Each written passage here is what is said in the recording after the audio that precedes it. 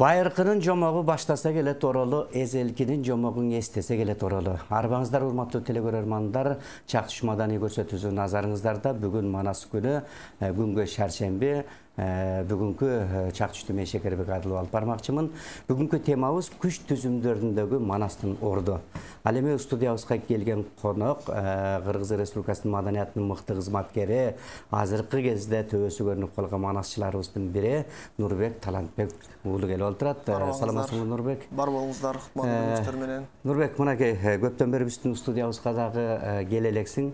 Атайын чакырып, мынакей Манас дегенде биз эми ал убакта Манас атабыздын убагында күч түзүмдөрү эми өтө башкача болгондо, чындыгында Манастын атын укканда канча деген эл өзү чөгөлөп, өзү баш ийип, керек болсо Манастын алдында мен башкалар менен урушам деп кошулуп келип турган. Ансыраарында мына жакын арада ошол манасчылар кандай болуш керек экен дегенди көрсөтүп, аскерге да барып келдиң. Ал жакта дагы жөн жүрбөй ошол Манас тармагын уюштуруп, Манас айттырып, аскерде дагы ошол аралаштырып, Манас эмне экенин, Манас эпосунда эмнелер бар экенин ошол аскердеги кызмат өтөгөн кыргыздын жигиттерине дагы мындай жакшы бир жүрөгүнө бир жеткирип келдиң деп ойлойм да. Анан эми ушуда теманы ушундай баштагандан кийин ушул нерседен эле баштасак да. Деги эле кандай болду? Сен барган жерлерде кызыгуу кандай болду? Өзүң кандай өтүп келдиң дегенде. Рахмат. Арабаңыздар урматтуу кадарман кыргыз журту кутмандуу күнүңүздөр менен. Бул мындай болуп калды байке. Мындан ошол аскерге барардын алдында дос балдар менен отуруп эле. Анан баягы багыңан көр деп коет го кыргызда. Багыман көрөйүн деп эле неге азыр кыргызда баардык жердин баары эле тааныш билиш болуп калбадыбы? Анан бирөөс чалам. Кудай эгер буйруп мындай ширкете турган болсо, бир чалганда кете турган болсо, анда бир айга аскерге барып келели деп. Бир жылга кетип калайын десең, бизде Манастан долбоорлору, манашчылардын сынагы көп, долбоорлорубуз тынчып калган болот. Максаттар көп эле. Анан бир жыл кетип калсаң, 2 жылдык ишиң тынып калып калат да. Анан өзүң эле ишиң эмес, элдик жумуш болуп калат. Ошол себептен долбоор тынчып калбасын деп, бир айга барганга туура келди. Анан ошо байкелерге чалсак, анан эгер шыр кетсе барам, шыр кетпесе анда калам деген өзүм неме болду. Бирок барганга аябай дегдеп тургам да, себеби ооз экеле Манаста элин коргогон, жерин коргогон дебей барып келели деп. Анан Кудайга эбепке себеп кылып, чалганда эле дароо ошо дайындап барып аскер комиссариатына. Барганда дароо кабыл алуу документтерди 2-3 күндө бүтүрүп, анан күтүсүз жерден эле кеттик аскергечи. Анан балыкчыда болдук, ошол 1 айлык. Бул 1 айлык жанагы резервтик ошол жоокерлердин катарына киргизгенде, 1 айдын ичинде 1 жылдык жоокерлер эмнени үйрөнсө, ошонун баардыгын 1 айда күнүгө сени жөн койбой, күнүгө дене машыгыңды, жан машыгыңды бүт баардыгын үйрөтүп, тарбиялап, чыныгы жоокер кылып калыпка салат экен да, чын айтканда. Анан ошол барган күндө шекериңе карабайт. Карабайт, кайсы кесип менен бардың. Сен өзүң каалап барат экен да, аякачы сен мурда 22 жашка чейин деп, ошол 1 айлык биринчи категория болуп, 1 жылдык менен бирдей болот экен. А жана альтернатива деп экинчи категория болбойт да. Ошол себептен мурда 22 жашка чейин болгондуктан аскер түзүмдөрүнө баргандардын саны аз болчу. Комиссариаттар өздөрү издеп калчу. Азыр 25 жашка чейин деп койгондуктан эми барам дегендер кезекке турат. Тааныш салып, акчасын берип, барам дегендер бара албай калгандар аябай көп. Бир орунга 7-8ден бала талашып бир орунга кетет экен да. Маселен, аябай армияга барам дегендер көп. Бирок ошол эле убакта баягы чын дилинен мекенге кызмат кылайын деген балдар да мындай көп эмес экен да. Себеби маселен 1 айлыкка барганда ошол жерде отурдук. Балыкчыда анан түштүк регион боюнча Ош шаарында бар экен, эки аймакта. Ошол эки аймакта жылына бир 2,5 миң, 3 миңге жакын бала ошо 1 айлык аскердик милдет өтөт экен да, 3 миңге жакын бала. Бирок 3 миң баланын дээрлик 99% өзүнүн муктаждыгы үчүн баргандар экен тилекке каршычы. Маселен, мен менен чогуу биринчи ротада 160 бала болсо, анын 90% дебейин, бир 70% буга чейин альтернатива алып койгон экинчи категорияда. Алып койшкан. Анан жумушунан иштеп, бүт бардыгы тең улуттук коомсуздук мамлекеттик кызматын иштеп аткандар, жаңыдан атасы тааныш менен кирип, шаардык, райондук ички иштер башкармалыктарында ровду иштеп аткандар, салык кызматында иштеп аткандар, прокуратурада иштеп аткандар, ушундай. Аларга керек сөз. Аларга керек. Ал кандайдыр бир чекке жетти. Мурдагы экинчи категория аскер билети менен көтөрүлө албай калды. Анан 1 жылга кетейин десе убакыт сөлөт. Айлык эле жумуштан чыгып калат. Анан 1 айга барып, акчасын таап атат, ошонун бир бөлүгүн берип кетип, ошондой өзүнүн муктаждыгы менен баргандар көп. Эптеп чыдап коеюн дегендер. Бирок мен коркпой айта алам, ошо менен сыймыктанам. Тиги барганда таң калды, сен манасчы болсоң, сага эмне кереги бар? Деп мен тармагым боюнча экинчи категорияда эле мындай боло берет. Таң калышталар. Анан сен эмнеге келип адашып келип алдың? Сен жумушуңа деп, эч кандай жумушум да эмес. Бирөө да кыйнаган жок, мен өзүм калоом менен келдим деп. Анан кызыгы ошентип 5 күн аябаганда кыйын болду. Аскердин жашоосу бар, аскердик жашоо тартиби бар.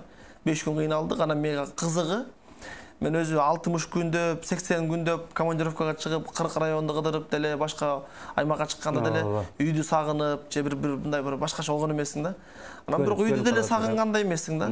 Бир негедир 5 күн болгондо эле уже ошол маалда башым жарылып кетейин деп чыңалуулар башталды менде. Анан көрсө манас айтпагандык экен да 5 күн бою. Анан 5-нчи күнү мен манас айтам дедим. Ага эч ким айткан эмес элем. Ошо сурап командирге. Анан жок деге ошо балчандарыбызга, мен менен бир барган жигиттерге мен манас айтам деп анан сурап калды. Эмнеге кактыш дейсиң? Ошондо айтам деп өзүм тааныштырып, ачылып ошондо анан 1-нчи күнү лекция өтө баштадым. Ырым кылдым эми. Жөн жүрбөйүн. Ар кимдин өзүнүн манасын айтпайт, жоокерлерге жоокердин манасын айтайын деп. Анан баштадым. Саякбай Каралаевдин вариантынан баштадым. Эми баягы Адигенин варианты, мунун варианты, классикалык бир эки вариантты түшүндүрүп кетейин деп. Үчүлтүк ол Саякбай танкынан ошо 5-нчи күндө баштагам. Анан 1-нчи күнү жанындагы бир бала укту, 2-нчи күнү 3 укту. Анан 4-нчү күнү ошентип 5-нчи күн болуп туруп бир күнү карасам эле ротада 160 бала болсо, ошонун бир 100-120 бала бош убактысында эшикте болобу, талаада болобу, тоодо болобу, сууда болобузбу, жатып аткан убакыт болобу, кайсы убакыт болбосун. Манас, лекцияны уланталы, каяка келдик элек. Кыястын окуясына келгенбиз. Алымбеттин окуясына келген көтөйүн ашып эмне болуп калды деги, аскерлик барат эмне болуп калды деп кызыга баштады. Анан ошон сайын деги дембедем эргүүгө келип лекция өтө баштадык, күнүгө лекция өтө баштадык. Анан капитандар дагы таң калды. Аларда ошол мен барган аскер бөлүк Кыргызстанда жерин аянты боюнча эң чоң аскер бөлүгү экен. Болгон машыгуулардын башак болот экен. Ошо менен кетчекти 22 күн ошол Саякбай Карлаевдин 3 ил тиген күнүгө 3-4 сааттан 2 сааттан басып баратып деле марш просоко чуркап баратып деле сүйлөп атып деле жумуш кылып атып деле окоп казып атып деле айта беребиз. Сурагандар көп да, жанымда койбойт. Жатып алып да кечинде 10дон кийин манас айтып бер, биз иш кыла беребиз. Жок, өзүң да кыласың, айта бересиң. Анан жатып атканда деле акырын айтам, жарым саат 15 мүнөт деп болбой жанымды кыйнайт да. Ушундай сусагандарды көрдүм аябай. Жакшы азамат. 22 күндө Саякбай атабыздын 3 ил тиген толук айтып бүттүк да. Мына Кыргызстан жигиттери да бая кызыгып. Анан мен укпайт го деп ойлогом. Кызыгуулар да жокко, күч түзүмдөрүндө иштеп атса, бардыгы аскердик чиндери бар, наамдар бар. Мындай орус чалыш балдар койсом жок, тескерисинче кызуу аябай күч болду. Анан ошо бир жума өткөндөн кийин, жок кетерим 10 күн калганда ой келди. Капитандарга айтып, мен чоң манаштар чакырайын. Рыспай Исаков баштаган чоң манашлар бар. Биздин өзүбүздүн Көй Кашка фондубуз бар. Ошол жерде жетекчилерге айтып, демөчлөрүбүз бар. Конкурс кылалы. Анан силерге сыйлыктарыбызды берели, иш-чара уюштуруп берели, бизге мындай көмөкчү болгула, себепчи болгула, макулдук бергиле. Анан жоокерлер даярдайын десем, жоокерлер кызыгабы дейт. Анан кызыктырабыз өзүм дедим. Ар бир заводко барып, бөлүктөргө. Анан ошо түшүндүрдүк, 10 бала чыкты баш. Айтам дегенде, 10 баланы анан күнүнө бир сааттан убакыт бөлдү. Убакыт бошотуп берди бизге, 1 саат 1,5 сааттан. Анан күнүгө 1-2 сааттан ошо даярдык көрүп отуруп, бир жуманын ичинде балдар өмүрү айтпаган балдар. Арасында экөө эле бар болчу. Улук деген бала 1 жылдыктардан. Анан Ислам деген бала жетекөзү экөө эле болчу. Калган 8 баланын бардыгы тең өмүрү манас айтмак турсун, манас окуп көрбөгөн балдар экен. Буга чейин. Анан ошо балдар менен иштеп отуруп, 7-8 күндө бир жумада толук даяр болду. Анан бияктан калыстарды чакырдык. Алмазбек Батырбеков деген агабыз ошол 20-30 миң сомго чейин байгесин көтөрүп берди. Сыйлыктарын, байгесин бүт балдарга стимул кылалы депчи. Анан Рыспай агай, Айыз би Мырзалы өңдү, биздин манашларыбыз барды. Биздин фонддон өкүлдөрүбүз барды, ырчы балдар да барды, дем берели деп. Анан биздин ошол аскер бөлүктүн командири, полковник Чолпонбек Алмазбеков агабыз дагы мындай таң калды да. Күткөн эмес экен да. анчалык деңгээлде болуп кетет депчи. Анан биздин барган конокторубузду күткөн эмес, жоокерлерди күткөн эмес, мен да күткөн эмесмин. Анан биз ойлогондон дагы бир 10 эсе жакшы өттү, чын айтканда. Жоокерлер ар бир заводдор Манаста ураан чакырдык баштаганда эле 160 бала ураан чакырганда актовый зал мына крышасы атылып кетейин деди, жарылып кетейин деди. Ушундай дем болду. Анан Манас айтканда колча, бакырык, темп менен бакырык сүрөөн жөн эле баягы кыйкырык эмес, аябай бир шаңдуу, демдүү, Манаста ураан чакырып, мындай бүйүрү кызытып, аябай бир жакшы шаңдуу болду. Анан барган конокторубуз да ыраазы болду, биз өзүбүз да ыраазы болдук. Анан ошо менен аскер бөлүктө biz мындан кийин Манаска көңүл бурушубуз керек экен. Биз тамашоо, КВН, ана жөн эле концерт, ана ал бул деп бербей. Манас боюнча деле көңүл ачып, Манас боюнча деле эргүү тартуулап, Манас боюнча деле тилин да даңазалап, көңүлдү ачып, мындай бир жан дүйнөгө руханий азык тартуулай ала турган бир иш-чара кылса болот экен деп калды да. Ошо менен 1 жылдык анан бизде 1 айлыктарды бөлүп атпайбы, ошо 1 жылдыктар, 6 айлыктар деп аларга да лекция окуп бер деп чакырып атты. Аларга өзүнчө лекция окуп аттык. Анан ошо менен ошол аскер бөлүктүн китепканасына китептерди бердик биздин ошо фонддун атынан. Негизи мурда мана андай нерсе болгон эмес. Ал аскер бөлүккө бир 130 жыл болуптур ачылганына, түзүлгөнүнө. Ал Советтер Союзунун башында эле ата мекенди согушка чейин эле ошол жер чоң аскер бөлүк болгон экен да. Анан ошол жерде эзели бир Манас айтылып ошол жерде. Же бир Манас боюнча конкурс болуп, же манасчылар келбептир эзели. Анан манасчыларды да ошол жерде иштеген, 30 жылдан бери иштеген биздин жолдош капитандар, командирлер Манас боюнча деле мындай ууп, манасчы келгенин уга элекпиз, боло элек деди да, тарыхта боло элек деди да. Эми кызыгышып калдым. Мындан кийин чакырабыз ушу. Анан мен да ниет кылдым. Турабыз деди. Мен да ниет кылдым, ушул 1 жылда жок дегенде бир 2-3 жолу барып, иш-чара кылып туралы депчи. Анан башка шартка байланыштуу мен ай сайын барып турганга эмне жетсин? Ай сайын бизде СМР деп жанагы 1 айлыктар барат, ай сайын бара албай атабыз. Бирок Кудай буйрса ниет кылып атабыз. Могу иштерибиз чоң-чоң долбоорлоо жыйынтыктап алсак, күз менен бир 2-3 жолу барып келсек, белек бешектерибизди берип аскер бөлүккө дагы иш-чара уюштуруп, дем берип турсак, анан ошо менен аскер бөлүктөрүндө дагы бир жан кейиштүү нерсе пайда болду менде. Мен 1 айлык аскерге баруу менен 40 күндүк даватка барып келгендей эле болдум да. Бул жакшы албетте биринчи кезекте. Баягы ичкенден, чеккенден, жаман сүйлөгөндөн, сөгүнгөндөн алыс болот. Аскер түзүмдөрүндө жанагынтип бызычуу кылбай, намаз окуп, орозосун кармап, мындай бир дин жолуна түшкөнү жакшы албетте. Бирок ошол эле убакта ал жерде устав деп коет, жобого ылайык орус тилинде уставтары, бүт аскердик буйруктары бардык. Анан калган мындай жай турмушта бош убакта шарият, дин маселеси көтөрүлүп атты дагы, бирок тил маселеси, Манас маселесинде айрым бир билимдин жетишсиздигинен, айрым бир Манас боюнча биздин чабалдык туура өкмөт күнөөлүү, мамлекет күнөөлүү дегенден алысмын. Биз манасчылар өзүбүз, Манас деп жүргөн инсандар, Манасты оозданып, Манастын элине кызмат кылам деген чоңдордун да күнөөсү. Ошол аскер түзүмдөрүндө Манас жетпей калыптыр байке. Манасы жок армия, аскерде Манас жок кетип атыптыр да.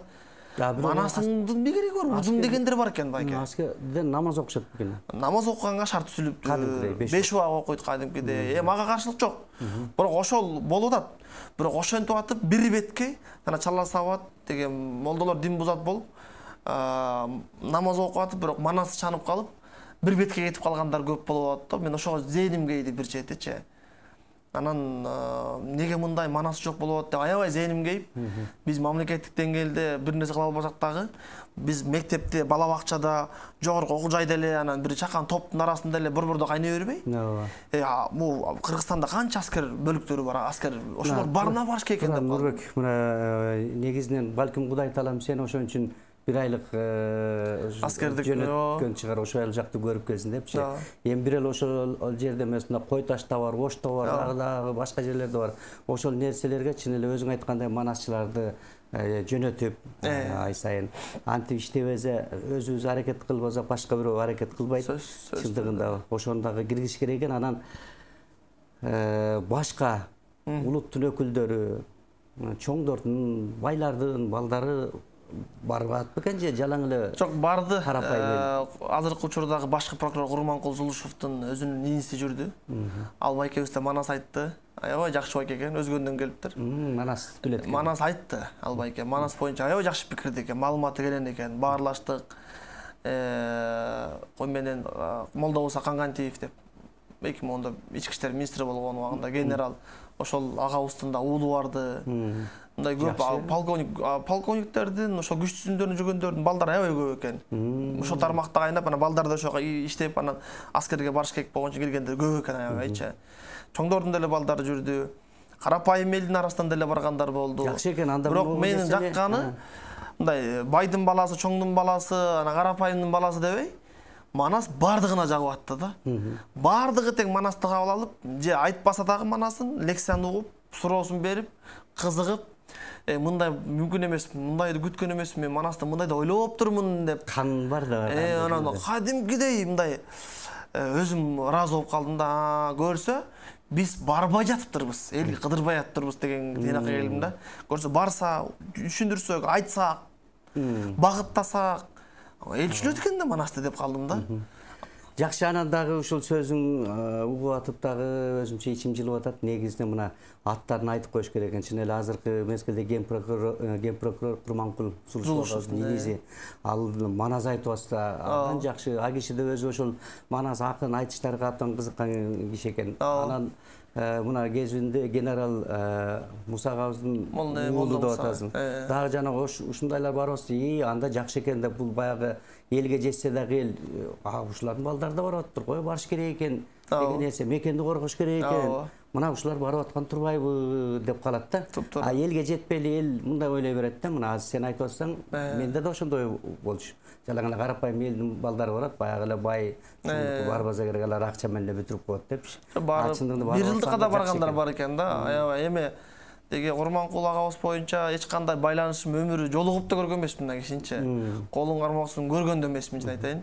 Соц тармактан эле бирин экин көргөн болбосо, анда деле ошол жогорку кеңеште эл өкүлү кезинде Манашлар камкордукка алуу, Манас мыйзамы боюнча бирин эки пикирлерин билдирип, Манас жаатында жакшы бир жылуу пикирлери, сунуштары угуп жүрчүмүн. Ошондон мен ага кишини мындай бир элдик уул деп баалачумун. Анан инисин көрүп, мен да демек тектүү жерден экен. Сен айткандай баягы кеп баягы чоң жердин баласы же байды дегенде эмес экен да. Адамдын аң сезим түшүнүгүндө экен да. Ошондон улам Манаска болгон өзүндө эле эмес, үй бүлөсүндө жакшы пикир, жакшы тарбия бар экенине ыраазы болдум да, көрүп ынандым. Жакшы, эми мынакей негизинен Манас уккан, өздөрү да Манас айтып ошол жерде жанагынтип сыйлыктарга жетишип аткандардын эми өзгөчө болуп калды да. Ошол катышкан балдар күткөн жок да, чын айтканда бүткөндөн аябай ыраазы болуп, дагы катышалуу, эмне кылабыз, дагы Манашлар конкурсуна катыштырып туралы, айтып кой деп ошондон кийин дос болуп калдык. Көп ошол айрыкча ошол Манас айткан балдар менен аябай мамиледе болуп, байланышта болуп, бири-бирибизди конокко чакырып, өзүбүздүн үйлөрүбүзгө. Алар Манас боюнча жакшы пикирде болуп, китептерди алышты, көп балдар атайын издеп келип, китеп окуп чыгайын, толук окуп чыгайын деп китептерин алды. Манас боюнча жаңылыктарды баймабай көрүп, пикир билдирип, мындай бир көз караштары 180 градуска алмашты десек болот да. Анан ошентип эле ар бир Манасчы, ошентип ар бир Манас деп жүргөн инсан жанында жүргөндөргө барган чөйрөсүнө эле Манас түшүндүрө берсе, анан наалый бербей, бирөөнү зеки бербей, бирөөнү күнөөлөй бербей өкмөт чоңдордучу колубуздан келген кыла берсек, Кудай буйрса, мамлекет өнүгүү жолунда эле болот деп ойлойм. Эми элдин аң сезими өзгөрсө, ошо иман адапка келсе дегенде, Кудай буйрса. Жакшы, мына өз көзүң менен ошо барып бир айдын ичинде канча нерсени көрүп, машыгуудан өтүп дегендей, анан негизинен кыргыздын жигиттери өзү эр жүрөк. Кыргыздын жигиттеринен айланса болот. Кандай нерсе болсо да өлүмгө тике караган жигиттер да кыргыз эли, кыргыздын жигиттери. Анан Манас айткандан кийин дагы өзү негизи эле ошол ар бир аскер, Кыргызстанда канча жерде ушундай аскер бөлүктөрү болсо, ошолорго Манас айтып турса, балким дагы бир козголуп жан дүйнөсү. Эң сонун бул боюнча азыр биз өкмөткө да кат жазып атабыз, тиешелүү министрликтерге. Ошол аскер түзүмдөрүндө, күч түзүмдөрүндө жоокерлерге эле эмес, иштеп аткандарга арасында конкурс кылалы, кароо сынактар кылалы, кыдырып лекция уюштуралы деп азыр жаздык, кат жаздык. Буюрса анча-мынча каражат бөлүнүп кала турган болсо, ошол негизинде конкреттүү түрдө бир мындай жапа тырмак Кыргызстан боюнча бүт кыдырып тиги чек аралардан бери бүт бардын кыдырып, Манас айтып, лекциялар уюштуруп, тренингтерди, семинарларды, конкурстарды уюштуралы деген жакшы мындай бир реалдуу түрдө конкреттүү кадамдарды койдук. Буюрса ошонун үстүнө иштер алып барып жатабыз деп айта алам. Анан Манас угуш керек экен ар бир кыргыз баласычы. Манас угуп, Манас менен маалымат алса, андан кем калбайт. андан бир теңир чогуп калбайт же андан бир ашынып кетпейт, зыян тийбейт. Молдо кесип болобу, бийликтегиси болобу, кайсы кесиптин кайсы диндин өкүлү болбосун, улутуна карабай деле кыргыз эле эмес, негизи эле Манасты билген аябай сүйүндүрөт да. Себеби өткөндө Алабукадан биз Манастан Таймаш менен ошо аскерден келип эле облустундырып кеттик. Алабукадан биз күтпөгөн команда өзбек улутундагы кыздар райондон өтпөй алган экен. Анан бирок ошол онлайн байланышып биз менен 200 суроо бердим да. Телефондон сүйлөшүп отуруп WhatsApp'тан. 200 суроо берсем 200 суроого тең такалбай жооп берди. Өзбек улутундагылар. Анан өткөрдүк. Облуска келгенде демеле кыргыз класстардан дагы алдыңкы упай алды. Анан республикада келип экинчи орун алып кетти. Экинчи орун алып кетти. Аябай жакшы орун көргөзүштү. Мына ушундай кыргыздар эле эмес, улуту башка инсандар деле кайсы улуттун өкүлү болсун Манасты тааныта берсек жакшы мындай бир көрсөткүч болот деп ойлойм. Кызыгуу пайда болобу? Ушундай алдыңкы орунга чыгып атса бул дагы жакшы нерсе да. Ооба, сөзсүз түрдө. Анан мен дагы бир суроом, оюм ошол армияда жүргөндө ар бир өзү рота бөлүнүп ырдайт да. Ооба. Мурун мынтип ырдачы. Анан айын аттадың бир ак үйдүн босогосун деп армияда жүрүп өзүнүн ошо сүйгөнүн эстеп мурду шырылдап ошол жакта бир жылдыкты өткөрчү да. Андай нерсеге бир дем бере турган ырлар керек. Ошол эр жигит эл четинде жоо бетинде деп мисал сыймык ырлары бар. Анан менин оюмда ошоnuга Манас айтып кет эме болду. Манас айттырса болот экен. Биз баштадык. Бирок баягы бир айдын биз башында лекция кылып, анан даярдап келип шоп калды да. Бир жылга баргандыкмыш болмок экен деп койдум өзүм дагычы. Бирок ниет кылдык, күздө барганда Кудай өзү бир жылдыктарбы, бир айлыктарбы кайсыга туш келсек, ошону бул эме аскер бөлүктөрү устав негизинде болот экен да. Анан эми ал устав жок деле кылсак болот экен, бирок устав менен болгондо жана Манастын эмне кереги бар деген капитандар, прапорщиктер, сержанттар унчукпай калат экен да. Ошон үчүн коргоо министрлиги аркылуу кат чыгартып алып туруп, алардын министрликтен, президенттин деңгээлинде болбосо да, министрликтин деңгээлинде бир буйрук чыгартып алып туруп, Манас кетиш керек, Манас мыйзамы негизинде Манас ураандар жаңырсын ар бир аскер бөлүктө. Манас боюнча бир Манас ураан жаңыртсын, айтсын деген нерсе киргизип койсок эле, бир-эки сүйлөө менен алар аткарат да. Баягы мыйзам негизинде кылыш керек деген ошондагы реалдуу ошону карап атабыз. Анан экинчиси мени сүйүнгөнүм ошол ант берүү аземинде ошол Манас айтылып, анан биз Манас китебин ошол аскер бөлүккө өзүнчө ырымдап жетекчиликке тапшырып, Манас боюнча да ошондой эме болсун, ырым кылып, төлгө кылыпчы. Анан Манас боюнча бир жакшы сөз менен куттуктоолор билдирип, Манаска болгон, Манасчыга болгон көз караштар алмашып калды да, аябайчы. Эзели ошол Манасчы барып тиги аскердик антта куттуктап көргөн эмес экен. Анан жоокерлерден чыгып ошол атайын Нурбек Манастан мисал келтирип сүйлөсүн, Манас айтсын деп. Анан ошол аскердик ант берүүдө да ошондой сезим болду. Анан бир чети баягы биздин бүгүнкү темабыздагы күч түзүмдөрүндөгү Манастын орду болуп атпайбы? Негизи эле ушул аскердик милдетин өтөө үчүн ар бир кыргыз уулу өмүрүндө бир жолу эмес, бир нече жолу барыш керек экен деп койдум да. Себеп дегенде бизде азыр улутта кантип оңдойбуз, идеология жок деп башыбыз катып, майдаланып, бири-бирин укпай, баары эле чоң болуп калган учурда аскерге алып барганда эркек аялына карабай алып барса, менин оюмча да, ошол жерде жетекчини сыйлап, үй бүлөнүн баркын билип, көп нерсенин баркын билет экен да. Жок дегенде бир ай апарып, бир 10 жылда бирден апарып туруш керек деп койм. Жана айдоочулук көлүктө деле мурда чеги жок берип, кийин 10 жыл кылбадыбы? Ошондой мен сунушум, оюм, балким туура көрөбү, туура көрбөйбү билбейм. Бирок ошол ар бир кыргыз жараны 10 жылда бир аскердик машыгуудан өтүп турса, аз бизде дене машыгы да жакшы болот, физикалык жактан. Экинчи кезекте психологиялык жактан дагы жөн эле бир кыйкырына өрбөй, өзүнчө эле кыйын боло өрбөй, өзүнүн алым билет, шайын билет. Аскерге баргандагы химиялык согуш болгондо ар бир нерсени үйрөнөт. Эртең менен Баткенде согуш болгондо көрбөдүкпү? Кырылып эле калпайсызбы? Мамлекет аскерге бербегенде анан согуш тактикасын үйрөнгөнчө. Анан бизде армияга барган деле, барбаган деле, баргандар го мейли, барбагандар жөн эле куру патриот болуп, жылаңач патриот болуп, мен барам дей берет. А барган менен биз аскерде барганда убаттык да. Маселен ошол эле мылтыкты туура эмес октоп, ошол эле сен душманыңды өлтүрмөкчүсүң, өзүң өлүп калышың мүмкүн. Туура эмес атып алсаң, туура эмес нерсени кылып алсаң, ошол жерде өзүң кыргыз жоокерлериң, кыргыз элине жапа чектирип, сен зыян тартылып коесуң да, зыян кылып коесуң да. Анан ошон үчүн согушка кайсы убак болбосун даяр болуш керек экен. Маселен да биздин азыркы абалда мындай бир аба менен суу деле керек болот да. Ошон үчүн мен ойлоп атам, аскер түзүмдөрүнө апарыш керек. Анан аскер түзүмдөрүндө жанагы уставтарына улуттук багыттарды киргизип, мыйзамдаштырып, кат менен бекемдеш керек экен. Анан чыгармачыл өкүлдөр, чыгармачыл жаат байма-бай барып, дем берип, бир кыргыздын руху духун көтөрүп, ошолорго бир дем бербесе, мындай бир же ашынган арапташуунун өкүлдөрү пайда болоптур. Анан ашынган анын да урдум, мунун да урдум дегендер пайда болоптур да. Ошондуктан мына манасчы, керек болсо акындар, комузчулар, дастанчылар, кыргыздын улуттук баалуулугун алып жүргөндөр барып туруш керек экен. Сөздөр. Анан эми сөзүбүз кургак болбосун. Ошол бөлүптү айткан манастан эми айтып бер, балким ошол чогуу жүргөндөр көрүп атса, азыр көрүп аткандар мүмкүн, көрүп атышы мүмкүн. Нурбек мына бул жакта отуруп, мени сулуу жагым деп балчам болду элек деп. Айтып берели.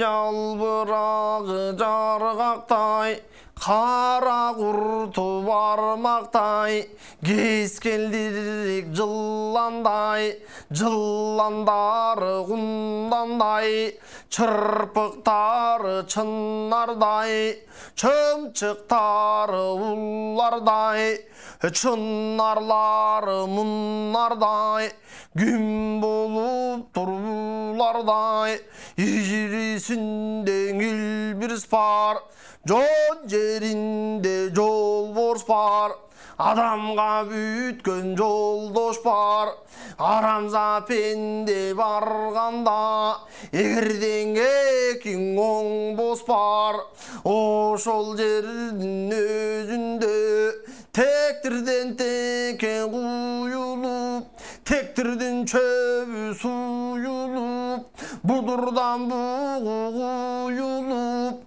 будурдун чөбү суюлуп, муңду пенден алыбайт, буусуң адам таныбайт, адырдан аркар куюлуп, адырдын чөбү суюлуп, арызду пенден алыбайт, аркарың адам таныбайт, ажайыптуу жер экен, тал чокуң ата дер экен, талгардын башы бул экен, атагын уксаң дуу экен, айгайы бүтпөс чуу экен, тал чокунун жонунда өзүң көргөн бөйрөк таш, ошол жердин өзүндө 60 баштың ажыдар, өзің уя салыптыр,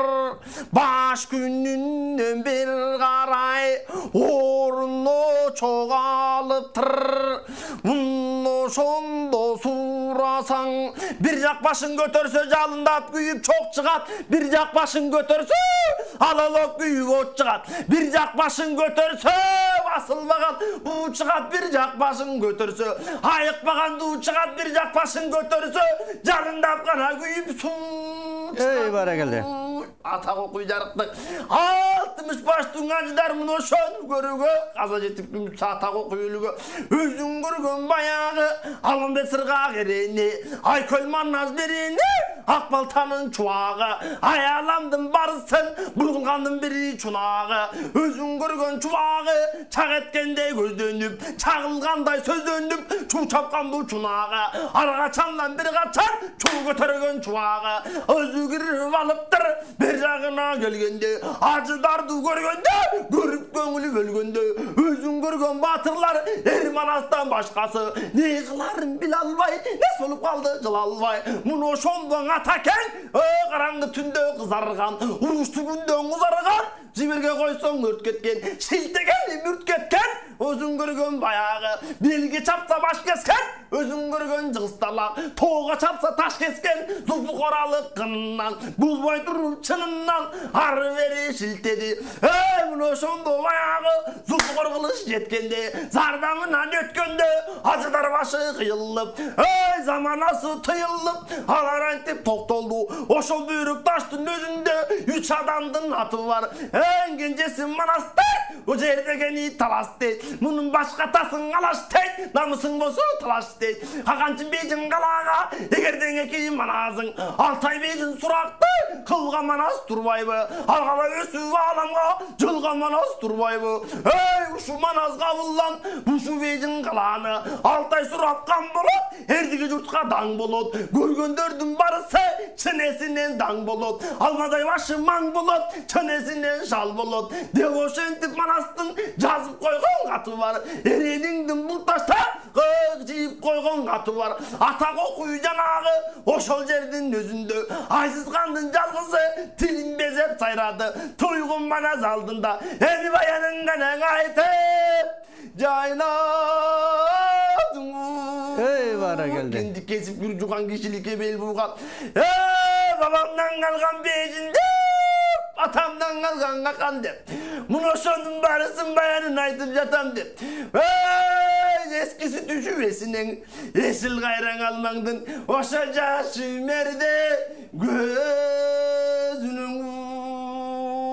Ey barakelde bar bol Nurbek. Önөрүң өркүндөй берсин. Мына бир эле ушул маназ айтуу эмес, коомдук иштерге аралашып, канча деген жерде ушул кыргыз үчүн иштеп атасың. Жаш келсе ишке деп, Кудайым ошол кадыр бар сыйга жете бер деп айтмакчымын. Буйруса алдыда көп жакшылыктар күтүп атат дегендей, сендей жигиттер көп болсун, бар болсун демекчибиз. Эми мына ошол көп болсун, бар болсун дегенин ичинде мындай нерсе жатат. Азыркы кезде мына президентибиз ушул манасчыларга, кыргыз улутундагы өнөрдү алып жүрүүчүлөргө мындай оң көз карашта карап, ал эмес манасчыларга бир канча жолу жолугуп, көзгө көз силер менен дагы сүйлөшүп атат. Кудайдын кулагы сүйүнсүн. Бул да болсо, бул жакшы нерсе, жакшыны жакшылаш керек экен.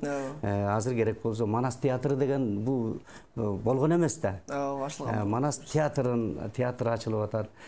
Ушул боюнча дагы баягы жакшы кабарды сүйүлүп жеткирип айтпасаң, бул нерсе дагы убактысыз өтүп кетет экен. Ошондуктан мен сурайын дегеним, бул театрды ачабыз деди эле, буйруса ачылды окшойт. Жем ачылабы, ошол боюнча да айтып кетсең. Маданият, маалымат, спорт жана жаштар саясаты министрлиги, ошол министр Кайрат Олжобаевич ушул театр ачуу боюнча өзү колго алып, анан президентке жеткизип, мына президентибиз дагы ошол демилгени колго алып, театр ачуу боюнча жарлыгын чыгарган убагында Манас күнүндө.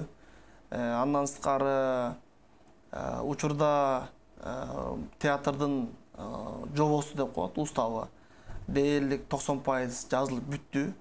Жакында ошол акыркы чоң отурум жыйындан кийин бекилет.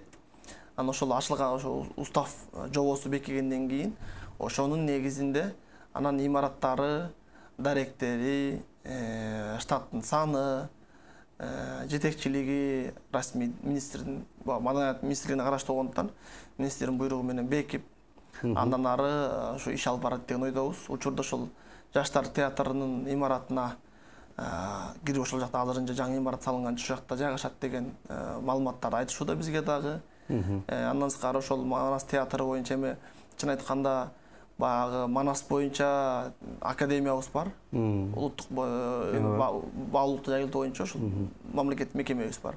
Алар уюштуруу, жайылтуу менен болсо, биздик ошол театр жаатында Манастагы өзүбүз айткан улуу баяндардын баалуулуктарын, асылдыктарын, бир мындай бир кемибиз кеншиштерин элге кайсы курак болбойсун, кайсы чөйрө болбосун театрга чакырып, манасчылардын көрөрмандарга мына манасчылык мындай болот деп бир багыт берүү үчүн, ошондой эле чет жактан конок келеби, бир Манас кайсы кыргыздардан деле бир жуманын бир күнү барып бир жакта Манас угайын десе, манасчылар туруктуу бир жерде отуруп, бир мамлекеттик мекеме деле, коомдук деле мекеме туруктуу жок болот биздечи.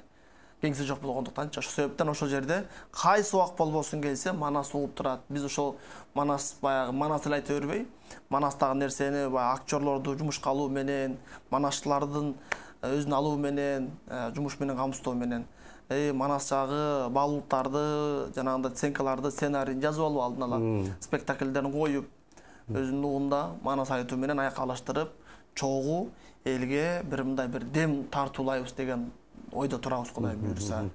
Анан бул боюнча манасчыларда бир пикирде ошол бардыгы жапатырмак киришип пикирлерин билдирип колдоп мунусун кылалы дегендей кылалы жайылталы өркүндөтөлү Манас театрын жакшы алып кетели деген жакшы бир дымактуу ойлорун билдирип бар Кудай буйруса.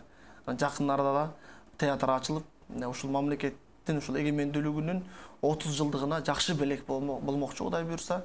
Жакында расмий ачылышы болуп чоң деңгээлде бир салтанаттык бир шаң менен майрам менен расмий ачылышы болот. Ошондо жетекчилиги шайланат дегенде азырынча айтпай коюп отура элем кандай убакта экенин. Бул эми 30 жылдыктын алдындагы чындыгында Манаска кыргыз улуттук өнөрүнө көңүл бурган абдан чоң иш-чара болот деп ойлойбуз. Балким президентибиз өзү келиши мүмкүн.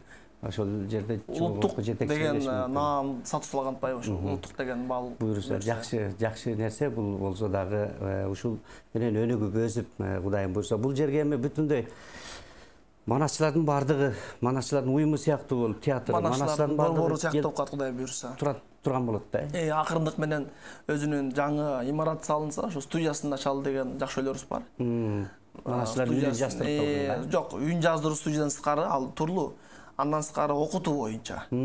Атайын. Манас театрдын астында атайын окуу жай болот. Тура мына. Баягы жогорку окуу жай болбойт албетте, мындай бир студиясы болот. 2 жылдык студия бар, баягы студиясы деген сыяктуу. Драма театрда студия бар, ошол сыяктуу. Ошол сыяктуу бардык багыттарда, бирок Манас ар бир багытка Манасты камтып, бир өзүнүн атайын бир чакан окутуу студиясындагы ошол жерде Манас айтуу, Манас таануу, сахналык кыйм-аракеттери баардыгы кошуп, күчтүү артисттердин, ошо профессионал инсандардын жардамы менен биргеликте ошол ар кайсы багыт, ар кайсы кесипке ылайыкташтырып туруп студияда ачылат. Эми ал бүгүн эртең деп айта албайбыз. Бирок ошо ачылгандан келечекте ошондой нерсе жободо көрсөтүлгөн, ошонун негизинде иш алып барат да Кудай буйруса. Адистерди даярдайт деп айтсак болот.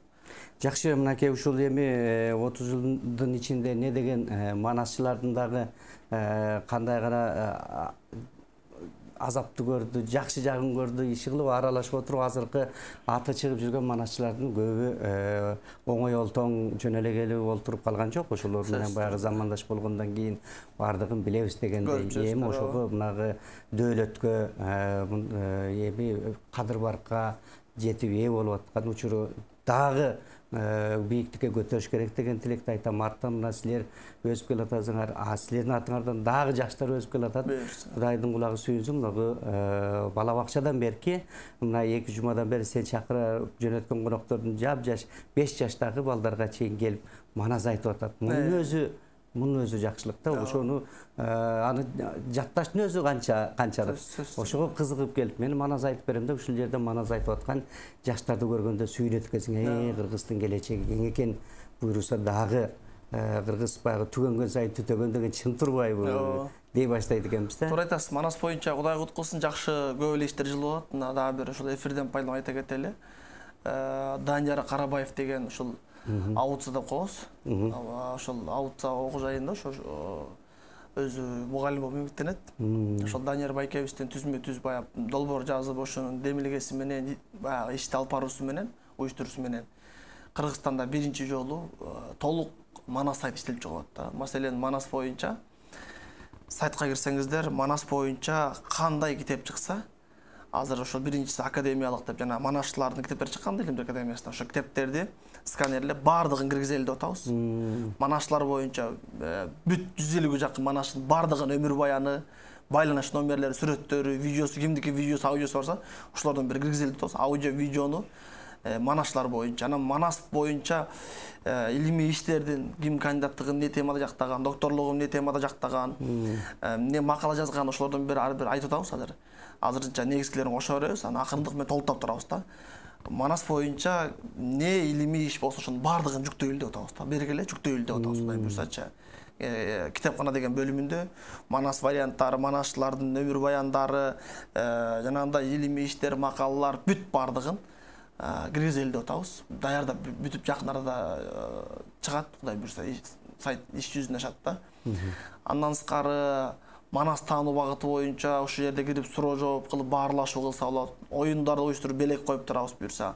Онлайн дүкөндөрү бар. Ал жерде Манас боюнча кружкадан баштап футболка, кепка, калпак, сумка ар түркүн күндөлүк турмушта ар кимдин сүрөтүн коюп деле аты жыты укпаган бир фирманын деле бир компаниянын деле атын коюп деле кытайча деле англисче деле кийип атабыз. Ошонун ордуна Манастын сүрөттөрүнүн аттарын кылып, сапаттуу кылып, эт болбой тургандай кылып туруп. Анан бир мындай бир колдонгондо бир мындай көрүп боло тургандай буюмдарды дагы ошол жерден онлайн дүкөндө уюштуруп атышат. Айтор Манас боюнча эмне материал болсо баардыгын ичине батырып, Кыргызстанда биринчи жолу мындай Боллекпога чейин толук бүт материалдын баардыгын аудио, видео, китепкана баарын жүктөп атат да. Ушул жарыкка ашканда жакын арада. Андан сырткары Манаштар мектеби да мына ишке ашып, алгачкы ошол окутуу иштерин 30-40га жакын бала менен баштаганда Удай куткусун азыр Манас жаатын жакшы иштер болуп атат. Анан сеткандай биздин темабыз ылайыктагы ушу күч түзүмдөрүнү дагы ушундай иш-чараларды уюштура бериш керек. Ошол эле медицина тармагына ар бир багытта кирсек, элдин келечеги кең деп ойлойм, Кудай буюрса. Жакшы, өзүң айтып кеткендей ошо темабызга кайрылсак дагы мындай машыгуу, эми азыркы мезгилдеги машыгуу ошол силер Манасчылар Манас айтып жүрөсүңөр, Манаста 40 чоронун машыкканы, ошолорду салыштырып киргизсе болот бекен же ал азыр ылайык эмес бекен? Жок, азыркы ошол өзүнүн уставда көрсөтүлгөндөй машыгуу эрежелери бар да. Ошол деле өлтүрбөйт экен да. Маселен ошол ОЗГ деп коет. Маселен химиялык согуш болгондо, абадан ууландырганда, маселен кие турган нерселер бар. Манаста ал нерсе жок деп айта албайсың. Абаны булгап жана чоң куралдар болгондон ады эле болгон, бирок анын бардыгын Манаштар айтып кетпесе, же убагындагы Келдибек, Тыныбектердин толук жаздырып албагандан кийин Манаста жок деп айтуу өзү туура эмес да. Көп нерсечи. Туура бүгүнкүдөй химиялык согуш болгон эмес, бирок башкача ыкмада болсо керек да. Бирок бүгүнкү аскердик тартип, аскердик машыгуулар жакшы нукта экен. Бая Манас айтып жүргөндөн сырткары ошо аскерге барганда кадыресе жумасында 4 жолу 5 километрден кросс чуркап аттык да. Бул баягы ошол көз алдымда биздин бабалардын ошол машыгып аткандары, аларды эми биздикиндей аскерге барганда эле машыгып, же залга барганда эле машыгып койгон эмес да. Алар бала кезден күнүгө да, күнүгө ат минген, улак ойноп атса дагы ошол күнүгө машыгуу болгон, ат үстүндө жүргөн өзү машыгуу денет, машык чың болгон экенин кабар берет экен да. Анан бирок эми алардыкындай, маселен, Алмамбет окуган аждардын окуусундай окуу жок, андай аскердик машыгуу жок да. Ошол Скорпионго барсаң деле, башкасына барсаң деле, ал ошол аждардын окуусундай окуу жок чын айтканда. Бирок ошол бабаларыбыздын Манас баянда айтылгандай машыгуулардын баарын болбосо да бир учкай бир кээ бир элементтерин, кээ бир үзүндүлөрүн көрдүк. Жон терис менен сездик. Секирип, жатып жерден жатып, басып, качып, кууп, мылтыгын атып, мылтыгын чачып дегенде, анан ошонун баардыгы эле ошол мекенге болгон патриоттук сезимдерин ойготуп, анан дагы бир кызык нерсе, ошол ант берүү аземинде тууну көтөрүп киргенде, анан тууну көзүң менен ичисиң да, анан алыстан келатканда эле артында баягы булуттар турду. Анан негедир көз алдында Манастан эстелиги тартылып, булуттан ошондой элес пайда болду да. Көбүбүз таң калдык ошондо. Көздөн жаш келди кадимкидей. Анан ошол туунун башында шамдын элеси бар эди, түпөктүн ордуначы. Ошол жерде балбылдап, от күйүп, бул желек нени гана көргөн жок деп, Манастабыз жанагы кызыл туу деп, биз жанагы кызыл туубузду көк туга алмаштырабыз деп атпайбызбы? Ал байрагы болгондо туусу кызыл болуппайбы? 250 жыл сандыкта катып, айрылып тытылып отуруп, анан ошол тууну алып чыгып Манастабыз келгенде Ногойгандын кызыл туу деп тууну бергенде, ошол туу көтөрүлгөндө ушундай элес менен биздин кызыл туу көтөрүлүп келатканда желегибиз кадимкидей көзү жаш алып, анан бир мындай башкача сезимдер пайда болду. Анан бирок сен айткандай аскер түзүмдөрүндө машыгууларды күчөтсө болчу экен. Маселен, баягы көнүшүп калгандан кийин, билишип калгандан кийин жайбаракат жүрүп калган учурлар болуп калат экен да. Ошондон баягы Кыргызда мондай болгон деп Кыргыздын улуттук спорттук оюндарындагы киргизип койсо бир ашыкча болбос деп ойлойм да. Манаста мисал кылып спорт боюнча өзүнүн атайынча мамлекеттик дирекциясы бар. Алардан алып мондай кылалы деп бир багыт берип койсо, мен оюмча аскердин машыгуусуна мындан дагы арттырат, жакшы дем берет деп ойлойм.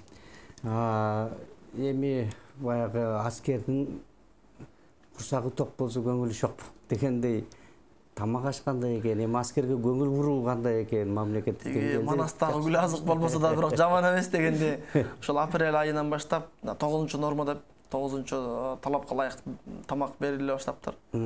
Ошол колбасадан баштап сыр кылып, жумуртка кылып жумасына 2 жолу берип, нандары кенен мындай бир аскердин тамагы аябай мындай бир ылайыктуу экен деп айтсак болот. Андан көп бергенде болбойт. Себеби логикага салып көргөндө эле өтө көп берсең дагы аскер баспай калат да. Баспай калат, көптөй калат. Чуркайлбай калат. Согушка даяр болбой калышы мүмкүн. Суутулган күлүптөй туруш керек. Ал табында болуш керек да, тамак ичкенде барган жок да аяка. Анан ал согуш чыгып кетсе, ал ачка ток болуп калат. Ошого ылайыкташып, организм баардыгы даяр болуш керек экен да, көнүп туруш керек экен да. Жана тамак аш менен согуш чыгып кетип согушка барса дагы ошол буга чейинки офицерлер иштеп аткан офицерлер, сержанттар болсо согушка барса, алар 1 жыл эмес 2 жыл согушса деле өлбөсө эгер, ажал жетпесе, ал тамак аштан кыйналбайт деп ойлойм да. Себеби ошо көнгөн организмичи. Эгер өкүртө жеп алсаң, өкүртө тамак кылып койсо, ал анда бир кайрылык кедергесин тийгизип коет. Таштап азалбай жүрсөң биздики жалаң тоолуу болуп атса, айман бостой жүрбөй калат. Баспай каласың да, 6 күн эмес, 6 мүнөттө баспай каласың да. Айман болсо 6 күндөн кийин баспай калган. Биз 6 мүнөттөн кийин баспай калыш мүмкүн да. 6 мүнөт жүрүп калганда эле энтигип калган учурлар болуп калат. Азыр бизде жегенибиз деле баардыгы таза эмес, экологиялык жактан таза болбой калпайбы? Анан дагы суроо, балыкчыда болгондон кийин көл жээге болуп атат да. Бизде морской флот жок болуш керек. Жок, бизде сууга сүзтүрүү да болуп атпыбы же кандай? Көлгө бир апарды, бирок биз тоо тарабында болдук да. Анан бизде морской флот боюнча жокко, кургакта аскерди араң багып атса кайдагы? Мындай карагандачы. Орустардык бар көлдө. Ал эми калган жер Токтогулда сусактагыч деп орто койдо деге Кировкада жок да. Аякта жөн сусактагыч да. Көлдө биз билгенден ошол орустардык бар, мен өзүм жеке билгенден. Ошолор машууларын уюштуруп жүрөт. Силерде андай суу бизде апарып жок, андай жок. Бир жол барып эме кылды. Өзүнүн зачетторун тапшырдык, экзамендерин жана сынактарын тапшырдык. Бирок дээрлик кургакта болуп аттык да, кургактагы аскер болгондончу. Аткычтар дивизиясы деп ошо аткычтардын арасында болгондон кургакта болуп аттык. Тоо ташта. Жакшы, эми дагы Нурбек өзүңдүн эркин оюңда дагы кандай болуш керек? Деги күч түзүмдөрү биздин аскер эми жастан бери көрүп калбадыкпы? Деги эле биз кандай кылып өзүбүз сактанып, жигиттерибиз кандай болуш керек? Аскерибиз, армиябыз кандай болуш керек? Аскерге дух бериш керек эң биринчи кезекте. Азыр Кудайга шүгүр, мен урда угуп жүрчүмүн, аскер жакшы оңолуп калды деп өз көзүм менен көрүп келдик. Ал балчы деле болуп башка жакты көрбөгөн киши деп койбойм, башка жакта эле көрүп жүрөм негизичи. Бул Чүй жергесиндеги бир 7-8 аскер бөлүктөрү барып, манас айтып, лекция кылып жүрөбүз. Нарындагысын көрүп жүрөм, көлдөгүсүн көрүп жүрөм, таласка барганда көрдүм маселен да. Анан ошонун баарын салыштырып келгенде, кийими жакшы аскердин, мурдагыдан, тамак ашы жакшы, шарты деле мурдага караганда шүгүр. Дагы жакшы кылып койсо болот, Кудай буйрса. Анан дагы сунуш ошол улуттук багыттуу киргизиш керек. Бизде кыргыз армиясы кыргыз болбой эле эртең бир диний жыгат болуп кетсе, мамлекеттер унутушу жыгат үчүн кетип кала турган абал бар экен да, кандайдыр бир кооптонуу бар экен да. Мен ошондо муну коркпойм эч кимден. Жаран катары, көргөнүң атул катары, ошол мекенчил инсан катары мен ушул нерсе кооптондурат деп коем да. Себеби туура, бирок бир бетке ошол жака кетип аткандар да бар экен да, бир бетке эле тарыхын курдум, манасың курдум кереги жок. Ошон үчүн манасты киргизсек, тең салмактуу болсо жакшы да. Аны деле динибиз мусулман болгондуктан, ислам дини болгондуктан, аны эч ким каршы чыкпайт болгону, бир бетке кетип калбай, улуттук баалуулукту, кыргыз тилин унутпаш керек. Кошо бардыгын ала жүрүш. Ошондо эртең эл үчүн күйө турган инсандар пайда болот да. Ошол жагын эске алыш керек деп ойлойм, эң биринчи кезекте. Анан ар бир кыргыз жараны ата-энелер көрүп аткан болсо, балдар коркпош керек, жибериш керек. 1 жылдыктарды көрүп аттык, 6 айлыктарды өзүбүз чогулгөндө, ошол аскерге барганда бир мурдагыдай дедашуне деп сабап коркуп үркүтүү жок. Азыр андай нерсе жок. Бирин экин бар эми. Балким сен 1 айлык бардың да. 1 жылдыкта көрүп жүрдүк да биз делечи. Андай жок. Бирин экин болот, болуш керек да. Эми анча тийбей койсоң армия болбой калбайбы? Аскерге барбаган шөкөтү чыкпай калбайбы? Шааниси чыкпай калат да. Бала деле ата-эненин баркын түшүнбөй калат да. Анан ошо кагып согулуп, бирин экин токмок жеш керек. Мурду канаш керек, эч нерсе болбойт бирин экинчи. Деги бала болсо шок болсун дегенде, Аны өтө эле тие бербесе, баланын укугу дегидей берсе, Папес дей берсең анда ал жигит болбойт. Ал жигит болбой калат. Ал кагылсын да, урулуп, согулуп, ошентип эме кылса жакшы тарбияланат деп ойлойм да. Манастабыз деле ач болсун да ток болсун деп баягы манастабызды жиберип 4 жылга жиберип атат да. Бизде 1 ай же 1 жыл эмес 4 жылга жиберип атат. Анан ар кимдин токмогун жеп, токмоктоп кайра ошентип чоңойгон үчүн бышык болуп атат да. Ошондой керек деп ойлойм.